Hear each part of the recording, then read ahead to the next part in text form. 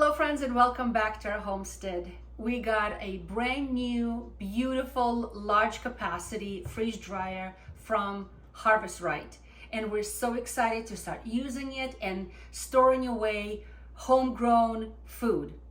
You probably have seen my videos about freezing and drying foods and canning foods, but freeze drying is a totally different process.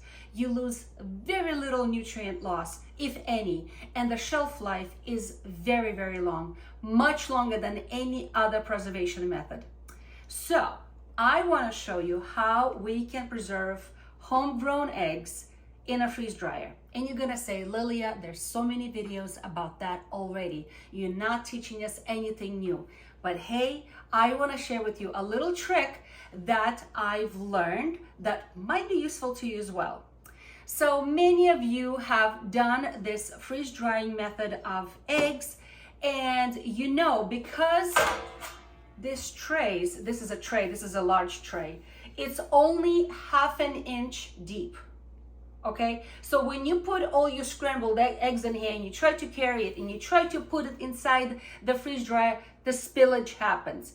I see it all the time. So, and then it's kind of pain to remove the whole entire inner piece of it, clean. It's just a mess. So let me show you a little trick that I like to do first to speed up the process of freeze drying and prevent all of the mess. So it's going to require a little prep, but it's fun. Trust me, it's easy and it's fun. So first things first, I'm going to take my homegrown eggs. Look at these beautiful eggs from my chickens, and we have a lot of them. They do slow down their production in the winter months, so that's a perfect time to take out your freeze-dried eggs and cook them up for your family. So first things first, I'm going to take up my eggs here and I'm going to break them in the large bowl, okay? And all of the eggshells are going to go into the compost bin, because you know what? It's excellent for your garden, for your compost. And I'm just breaking them up right in here. If you are afraid of getting eggshells in here, then go ahead, break each individual into a separate bowl and then dump them together. It's whatever is easier for you, really. Oh, talking about eggshells, one little stuck to my finger. These eggs are beautifully grown, made by our chickens. Our chickens are free-range chickens. They have a chance to go and eat grubs and bugs and earthworms. So it always makes me laugh when I see a label at the store on the package of chicken eggs that says vegetarian, all vegetarian fed. And I'm like, oh, those poor chickens, they never had a chance to get the real protein, because guess what? They need it. So far I have 12 in here.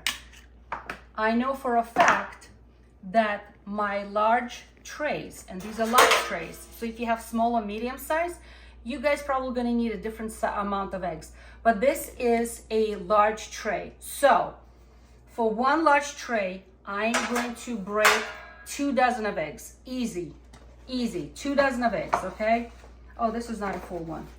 24 of eggs. I'm gonna break them up in here.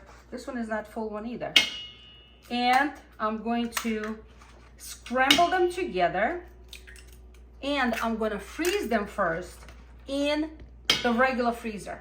Okay, I have 6 trays, so I'm gonna fill up as many trays as I can.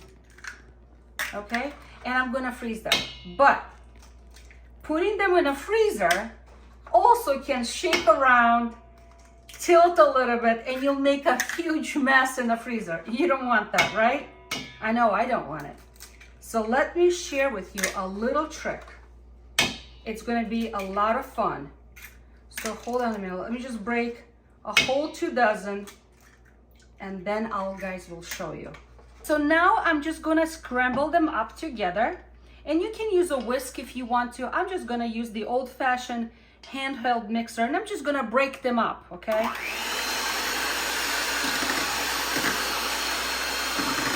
All right. It just took about 30 seconds. All right, let me put this to the side. Okay, so I'm not making a mess here.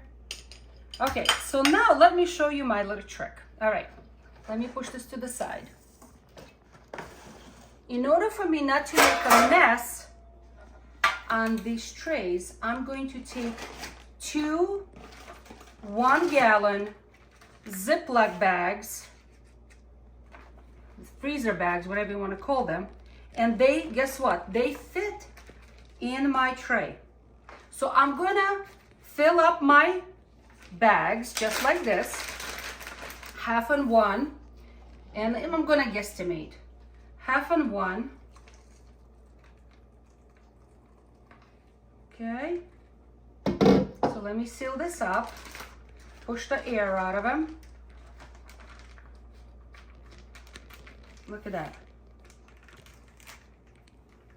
One is sealed, all right? And half in the other. And guess what? They're going to go in the freezer in this shape and form, just like this, in these trays. So this is why I think it is a great idea to have, we don't have them yet, but it's a great idea to have tray covers, because once I have a tray cover, I can stack many of these trays on top of each other. All right, so let me push this here. And guess what, my friends? One tray is ready to go in a freezer, and I have 24 eggs in here, 2 dozen, because it's a large size. We don't want to go anything above the lip, and as they are freeze drying, as they're dehydrating, they're actually going to puff up a little bit. So that's why I don't want to overfill them. I don't want to put too much.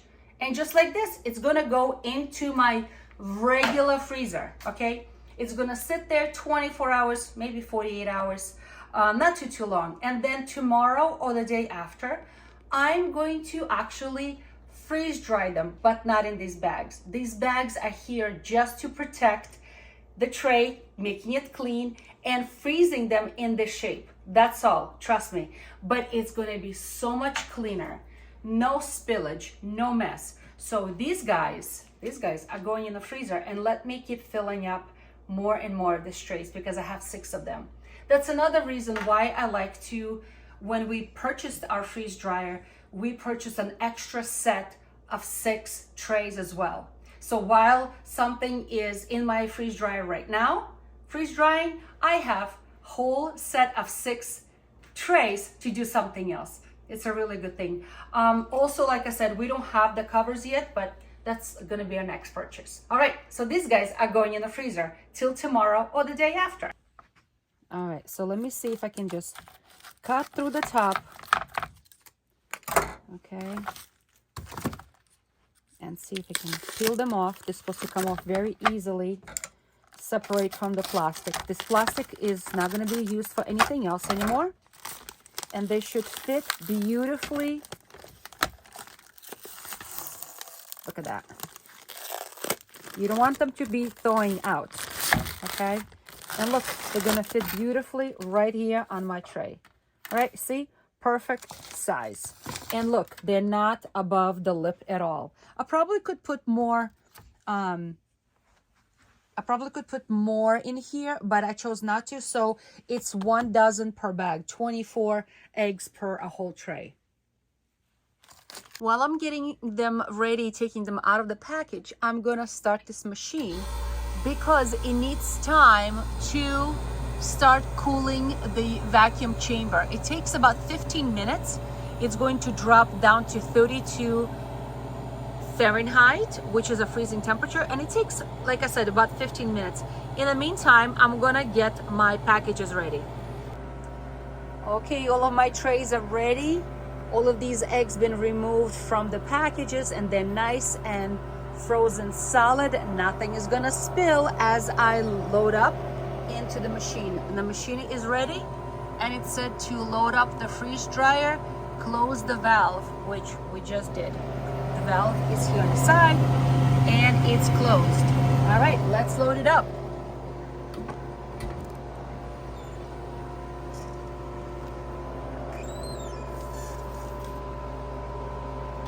This is fun.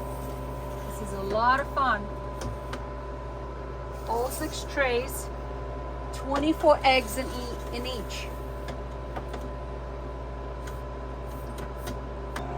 Let's close this door and latch it so it's nice and tight seal. And all I'm gonna do, I'm just gonna say continue, and it's gonna start the freezing process. It's gonna take a long time to do it, but it's automatically gonna do its job, and it will turn from freezing into a dehydrated, freeze-dried egg powder. And I'll show you guys probably sometime tomorrow. The eggs are nice and dry, and they're not cold to touch. They're very crumbly, very powdery to touch. So now the next step what we're going to be working on is we're going to be putting it away for further storage and then use them later on. Now these freeze-dried eggs I'm going to store in 2 ways. One of them I'm going to put in a Mylar bags with oxygen absorber, and we're going to seal it for a long-term storage. Of course, I'm going to label it, what's in it, the date, and you know, it's a great emergency food that can be put away in your long-term storage in a bin with your other dried goods. But you know, I also like to cook with it throughout, you know, the winter when the production of eggs is low. So that I'm going to be putting it in a jar and removing air from it. So in order for it to fit in the jar nice and because see, it's crumbly right now, it's very, very crumbly, see, but I want it to be pulverized into powder. So I'm going to implement the use of my food processor to turn these beautiful eggs into powder. One of the things I like to do after I remove the oxygen absorbers from the bag, they all of a sudden all exposed to air. And they're gonna go bad pretty quickly if they're sitting out in the air. So what I like to do is I quickly put them in the jar and I'm put a cover on. Okay, because I know they came nice and fresh because they have this special little tab inside. That is an indication that they're nice and fresh. But once it sits out for a long time, it's gonna start changing color from this nice pink. Do you see how pink it is right here? See how it's turning? That means it's no longer good because it's been sitting out in the air for too long. So it's absorbing air. So in order for it to prevent from absorbing air all the time and going bad, in between uses, I'm gonna keep them in a jar, tightly sealed, just like that. I'm gonna start by putting all of this nice, dried, crumbly pieces into the food processor and just quickly turn them into powder.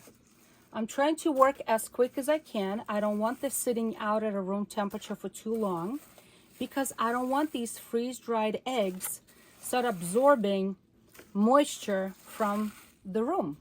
They'll just turn into egg quickly. We don't want this, okay? We want them to stay nice and dry. So let me just put this on and I'm going to pulverize them for, you know, until it turns into powder.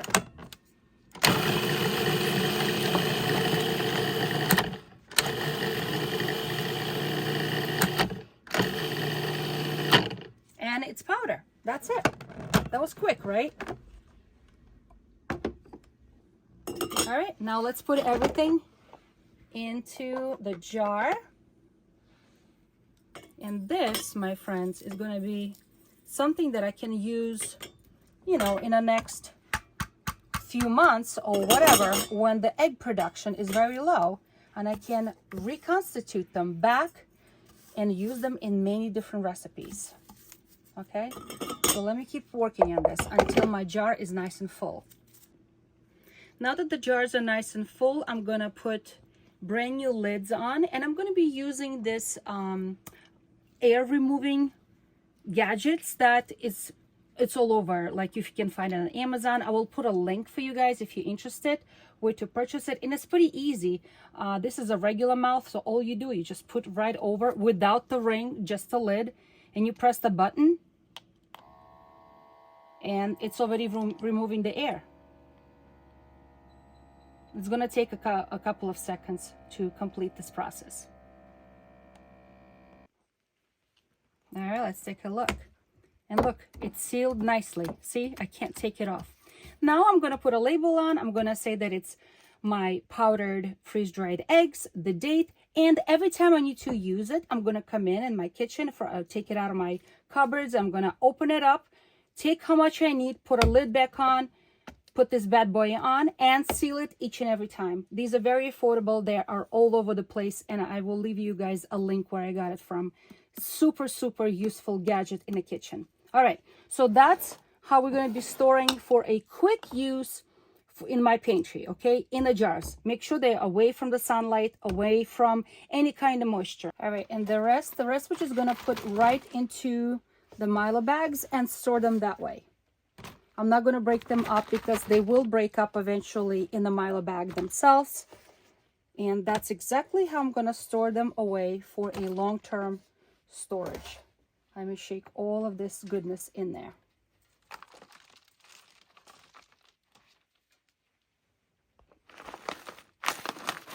They literally crumble inside. They're like turning into powder. See? They break up very, very easily now. All right, let me keep filling it up, and then we'll put an oxygen absorber and seal it. I'm gonna put a little bit more inside.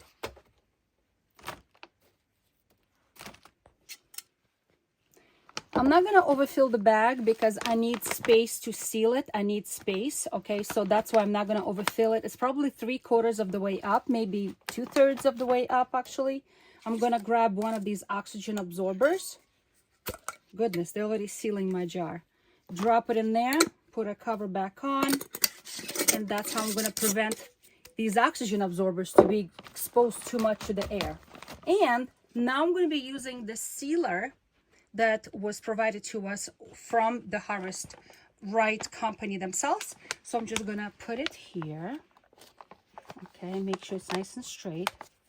My setting is on 7 because that's what the recommendation was. I'm going to press on it. The light came on. I don't know if you guys can see it. And guess what? The light already went off. That means it's sealed. And it's sealed. There it is. First Milo bag is ready to go for storage. I do need to label it and date it. And then whenever I need to cook with eggs, because remember these were raw eggs, I'm going to reconstitute them and cook with them. So friends, I hope you are encouraged to store up your eggs as well for long-term storage. So be encouraged and try something new.